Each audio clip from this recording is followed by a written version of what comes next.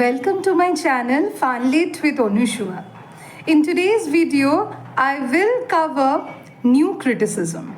So in the upcoming videos, I will try to cover the literary terms and the literary types in criticism as per your request for the upcoming WBSLST interview, UGC NETSET, EMRS, KV Navodaya, and PSC Assistant Master and Mistress. So watch the video till the end. Thank you. What is new criticism? So new criticism is a 20th century formalist literary theory. Now, what does it mean by formalist literary theory? Formalist literary theory means the literary theory that basically give emphasis on the formal and the structural aspects of a text. So what does that formal and structural aspect mean? That means basically to give emphasis on the structure, the type, the use of the figurative languages like symbols, images, irony, and the use of words, etc. So new criticism is a formalist literary theory of the 20th century, primarily which developed in the 1930s and the 1940s in the United States, and the focus of new criticism was solely on the text itself. So basically new critics, they do believe that the text is an autonomous entity, the text is self-contained and self-referential object. Okay, therefore in order to read a text, be it a poetry, be it a prose, be it a drama, we need not to look the extrinsic aspect of the text, which means we need not to understand about the historical time of its production. We need not to look at the cultural aspects of the age in which the text was written. We need not to understand the author's biographical detail, because all these external things will affect the autonomy of the text. In a nutshell, the new critics used to believe that the meaning is there in the text itself. They believed in the idea of autotectic text. That means the meaning is there in the text itself. So in order to understand the meaning of the text, we need not to have an idea that under which circumstances the author had written the text. We need not to look at the historical, cultural, economic and the socio-political background of the text, but rather we need to read the text itself. So basically, new criticism gives emphasis on the idea of how to read a text. And in order to read a text, they believe that the text will reveal itself through the structural and its thematic aspects, and of course with the reading of the figurative things like that of the simile, metaphors, symbols, images, irony, etc.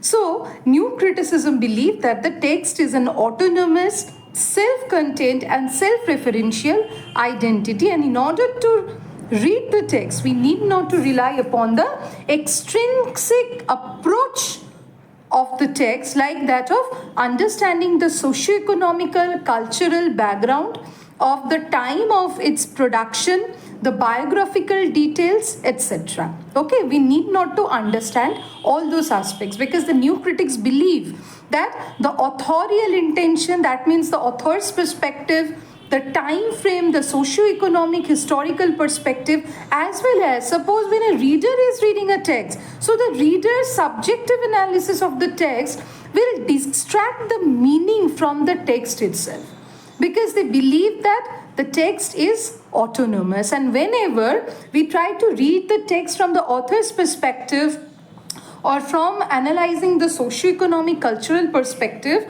or of that of reader's understanding of the text, we are going to lose the autonomy or the essence of the text itself.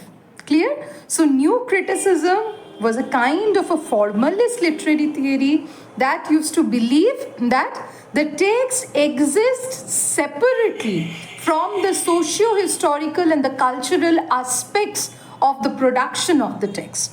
For example, suppose we are reading Rape of the Lock by Alexander Pope. So the new critics believe that in order to read the poem Rape of the Lock, we need not to know about Alexander Pope's intention, okay, of writing the poem. We need not to understand about the socio-historical, cultural and the economic aspects of the society, which is the framework of which actually frames, okay, Rape of the Lock, or the time in which Rape of the Lock was produced. We need not to understand, or we need not to estimate the reader's interpretation of Rape of the Lock, but we just need to make, or we just need to read the text itself, okay, along with both the content and the form. That means along with both the structure and the form, in order to understand the meaning of the text, the Rape of the Lock. Therefore, in order to successfully read the poem Rape of the Lock, according to the new critics, means to see both the form, that means the mock epic structure of the poem, the use of images, symbols, allusions, in order to have a clear idea of the content. Because the new critics believe that form and content are not two different things. Remember this point. So new critics, they do not believe that form and content were different things. They believe that form and content are integral part of the text, and together they create the meaning. Okay, so it's not like that we need to read the text in terms of its structural aspect or that of separately its thematic aspect. They believe that form and content are not separate, but together they create the meaning of the text. Clear? So move on to the next slide. So who coined basically the term new criticism and who were its chief contributors? The movement of new criticism actually derived its name from John Crowe Ransom's 1941 book named as The New Criticism. So the New Criticism was a book written by John Crowe Ransom. Now why this particular word new is used? Okay, why it is called new criticism?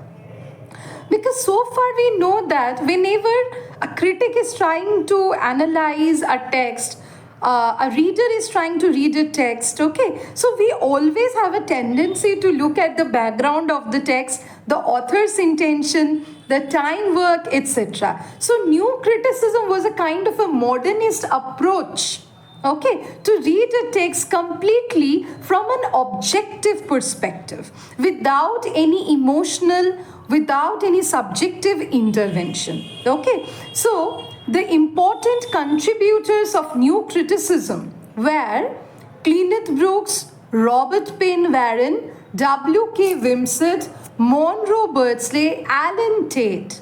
Okay, apart from that, one particular essay by T.S. Eliot played a very significant role in the formation, in the ideas of new criticism. And that particular essay was Tradition and the Individual Talent, in which T.S. Eliot put forward the theory of impersonality, and he insisted that poetry must be impersonal. Poetry must not have any subjective implications, any emotional biases. Poetry should be impersonal. Evidently, this particular idea influenced the formation of the new critical canon. Okay, so T.S. Eliot's idea of both presenting impersonality in a text and both reading the text with impersonality, that means whenever, suppose I am writing a text, so I should not express my subjective opinion about the theme, okay, or whenever a reader is reading the text, or a critic is reading or interpreting the text, so he should or she should not have his or her personal biases, subjective emotion, because this new critics believe that all these subjective aspects, these emotions, will afflict the text, will affect the text essence. Okay, so here we get the name of the chief contributors like Cleaneth Brooks, Robert Penn Warren, W.K. Wimsatt, Monroe Birdsley, Alan Tate, and of course T.S. Eliot's Tradition and the Individual Talent played a very vital and significant role in the formation of new criticism canon. Okay, I will give the study material in the description box, not to worry, and you can also take a screenshot as well. Okay, so now we are going to discuss about what are the core concepts of new criticism. As the critics, as we have already understood, that new criticism does not at all rely on the idea of reading a text from the author's point of view, reading a text from the socio-political background. Then the question comes, how to read the text. Okay, so here the new critics suggested a method of close reading. Now, close reading does not mean to take the book closer to your eyes, of course not. So, close reading means basically the new critics focused upon poetry, okay, and the reading of poetry. So, they believe that poetry is a special kind of discourse where the form and content, as I told you, that form and content are embedded, and therefore form and content are not separate. So in order to make a close reading, they intended to emphasize that to understand the connotative and the associative values of words. That means how one particular word is used, okay, in a particular line, and what does the word connotes, what does the word means, and how this particular word is associated with other words. Okay, suppose we know that kite, K-I-T-E, kite. Okay, so we all know the meaning of kite. Okay, kite means in the Indian context that we call patang or ghuri. Okay, that is also kite. And kite also means is a kind of a species of bird.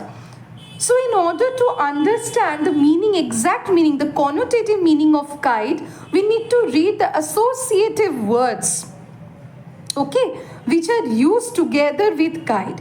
Then we will be able to interpret what does that particular meaning, the use of kite denotes in that particular text. Okay, suppose in a poem, there we can see the word kite. So we need to understand, does the kite mean bird or species of bird, or kite here means that of ghuri or patang. Okay, so in order to understand exactly the meaning of kite, the connotative meaning, we need to see here the associative words, the other words, the words before and after, and to analyze all the words. And this is the way, through the associative and the connotative words, through the figurative languages like symbols, metaphors, images, we will be able to understand the meaning of the text, because the new critics believe the poetic work, okay, with all its words and the experience of reading that poetic words and work, understanding all the words serves the meaning of the poem. So, meaning, according to the new critics, was not only in making a brief understanding of the text. So, new critics do believe that meaning means to experience the text, the experience of reading the text, the way we are reading the text, analyzing the structural, the use of the words, okay, the structural aspects, the use of the words, and how the words do vary their connotations. So this is how we will be able to get the meaning, because the meaning is there in the experience of reading the text. New criticism, as I told you, it's connected to that of the modernistic approach of reading a text. Okay, and we know that modernism was always in search of a kind of meaning. Okay, so those who have not seen my video on modernism, I will give the link in the description box. So you can go and see my detailed video on modern age. Okay, so basically coming back to new criticism. So new criticism's core concept, one particular core concept of reading a text is to emphasize on the idea of close reading. That means whenever, suppose we are reading Tintin Abbey, so we need not to understand about under which circumstances Wordsworth have composed the text, or what was the socio-political, economic, cultural condition of its production. We just need to read line by line, focusing on each and every words, focusing on what does that word connotes, Okay, how the meaning and the understanding of the word changes with the associative words, the words used before and after that. By understanding the images, metaphors, and symbols, we can not only read the text, we experience the text, and the meaning is in the experience of reading the text. Okay, so this was New Critics' idea, one idea of reading the text, that how to read the text by close reading. Okay, now the second concept of New Criticism is the heresy of paraphrase. This particular term, the heresy of paraphrase, was used by Kenneth Brooks in his book, The Well-Wrought Urn. Okay, so in this particular book, Kenneth Brooks said that there is a fundamental error of reading a text, because most of the time, probably due to the scarcity of time or some other reason, we do have a tendency to make a summary of a poem. Okay, so Kenneth Brooks was totally against that particular idea of summarizing a text. He believed that in order to summarize the text, we are almost losing its essence. We are losing the flavor of the text. Because the new critics believe that the meaning is not in the content, the meaning is both in the content and the structure, and the meaning is in the experience of reading the text. So whenever we are summarizing the text, that means we are only prioritizing the content, we are not prioritizing the form.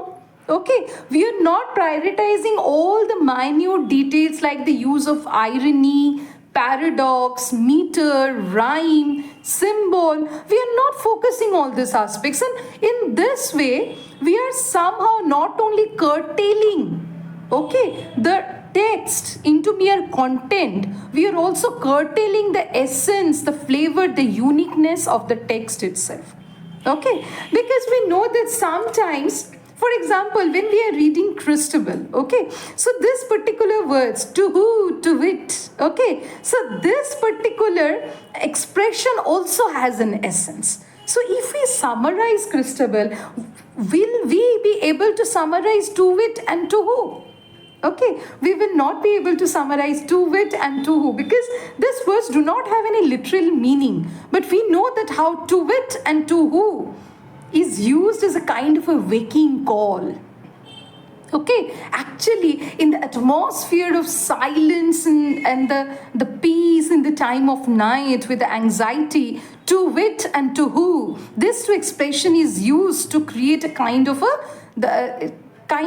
waking, okay, kind of a shock. Okay, so these two expressions are unique and intrinsic part of understanding the meaning of the text. But if we summarize the text, then what will happen? We are going to compromise the text essence. Okay, so he said that, Kenneth Brooks had said that form is an intrinsic part of the content, and paraphrasing a poem will simply distort its meaning, which lies not only in the content but also in the structure, in the rhythm. Okay, suppose there are some rhythms are there which are fast pacing, some rhythms are there which are slow pacing, okay, which captures the mood of the character, which captures the tone of the poem sometimes. So when we are paraphrasing, we are not giving importance to all the structural aspects like rhythm, meter, irony, paradox. We are not giving emphasis to all this, and this is how we are losing the meaning, which according to the new critics is not only in the content but also in the correspondence between the content and the form. Okay, and this is how we are reducing the poem and losing its cadence. Clear? So the next idea of new criticism is, or the next concept associated to new criticism is intentional and effective fallacies. So fallacies basically mean mistakes.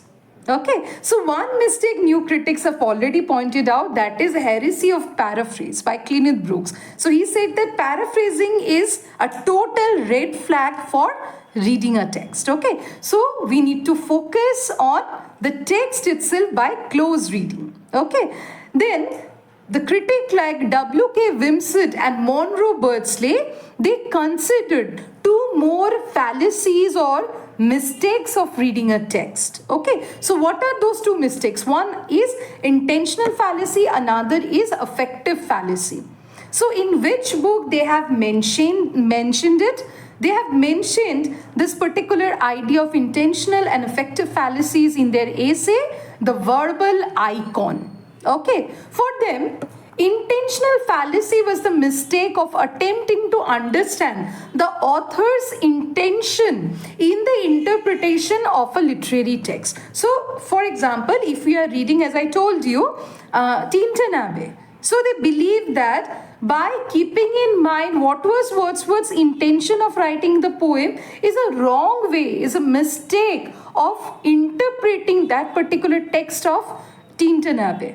Okay, affective fallacy on the other hand refers to the supposed error of evaluating a text on the basis of the emotional effects on the reader.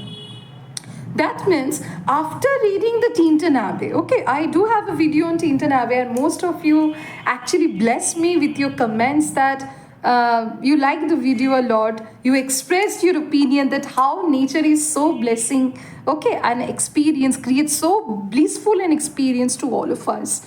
Okay, so the new critics believe that this is the way whenever we are reading Tintin Abbey and we are expressing our subjective emotions, our subjective experience of reading the text, they do consider it a mistake. They do consider it a fallacy. So intentional fallacy means the mistake of attempting to understand the author's intention and the author's background while interpreting the text. And affective fallacy means the way the readers used to impose their emotions, okay, their emotional perspective to analyze the text. They do consider both of these aspects as mistake and fallacy. Why so? Because the new critics believed, okay, the new critics discarded both the authorial intention and the reader's intervention of a text because they believe it may affect the autonomy of the text. Okay, so as I already told you, the new critics do believe that the text is a self-contained, self-sufficient entity.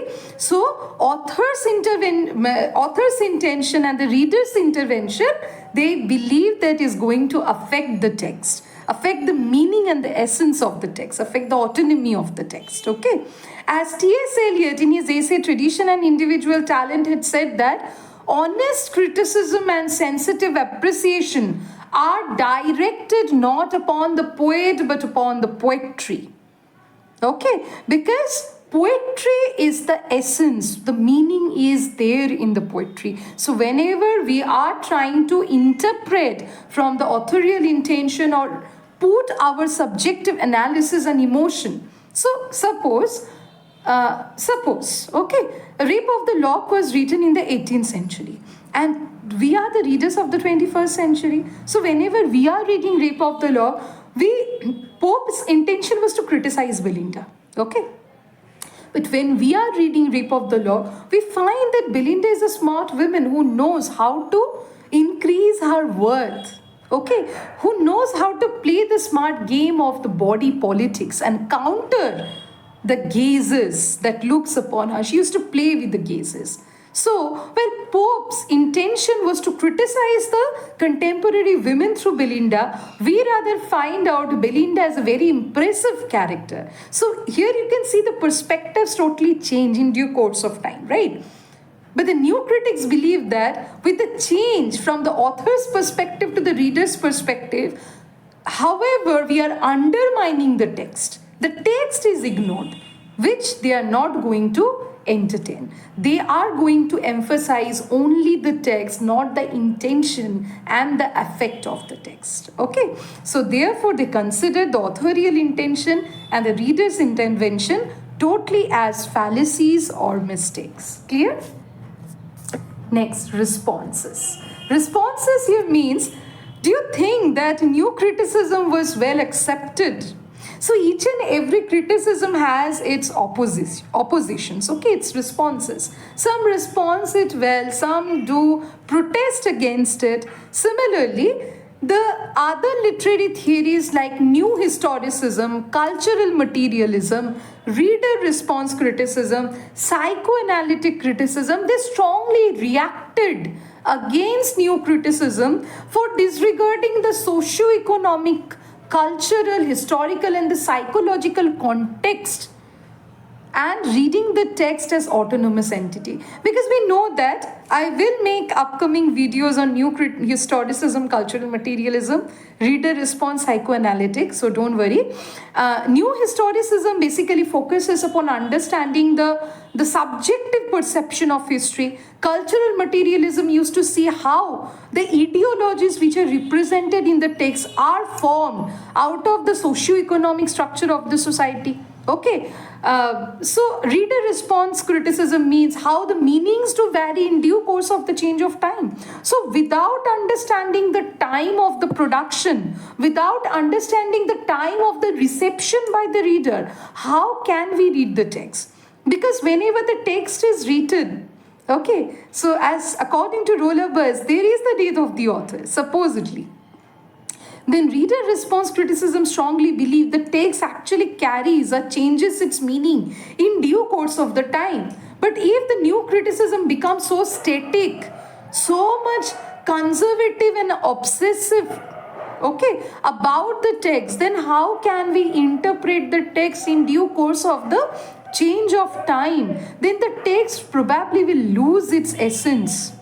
Okay, the psychoanalytic criticism reacted against new criticism on the ground that this is how, while reading about the words and meanings and structures, not understanding the psychology of the production. Suppose, as I told you, whenever we are reading Tintin Abbey by William Wordsworth, we not only need to understand about the background, we need to understand that about the psychological condition of Wordsworth. That how he was totally discontent with the present and he was trying to escape into his own world. Okay, there was a transition from I, the I is the physical, to the inner I, capital I. So Tintin Abbey used to capture both the inner journey of the poet itself. So this indicates a psychological, the spiritual aspect of reading the text, and new critics used to ignore all these aspects, right? So this is the way new historicism, cultural materialism, reader response, psychoanalytic criticism reacted against new criticism. Okay. Now, the time to read or know about some of the notable works of new criticism. Okay. So, the questions are usually asked from the core concept. Okay. The concept in a nutshell about the chief contributors of a literary theory and about the important books and works of that particular literary theory. So I try to cover each and everything in this video. Okay. So the notable works of new criticism is 7 Types of Ambiguity by William Emerson, which actually brought new criticism to the United States critical atmosphere. Okay. The new criticism by John Crowe Ransom is again a very important critical work in which he emphasized the idea of close reading. And Ransom also identified the key figures of this movement specifically. He pointed out the contribution of I.A. Richards, who is known for practical criticism. His ideas on tone, intention, and dramatic situation is also important to understand poetry. Okay, so John Crowe Ransom in his book, The New Criticism, not only introduced the idea of close reading, but he had also brought the reference of I.A. Richards' practical criticism for its emphasis on tone, intention, and the dramatic situation which are captured in the text in order to understand its meanings. Okay, the another text, next text is Understanding Poetry. It was again written by Kenneth Brooks and Robert Payne Warren. Okay, to discuss how to apply new critical methods to the teaching of poetry. Then the verbal icon, which I've already discussed, Wimsatt and Birdsley, they have written this particular text. and they have introduced the concepts of intentional fallacy and effective fallacy. Cleaneth Brooks, the next text is The Well-Wrought Urn, okay, in which Cleaneth Brooks coined the term heresy of paraphrase. So these are some of the important and the notable words and the texts of new critical canon. Okay, so while preparing about new criticism, you need to keep in mind one more thing, that new criticism has close association with formalism, with that of practical criticism. Okay, because all this give emphasis on the formal aspects. Okay, whereas they were contradicted by that of new historicism, cultural materialism, because they used to consider text as a product of the time, reader response criticism, because they used to believe that reader's understanding of the text actually validates the text meaning. Okay, and psychoanalytic criticism, that used to give emphasis that texts are produced out of human experience and the psychologies. So we are done for new criticism today, and thank you for your patience. If you like the video, please do share and leave a comment. Thank you.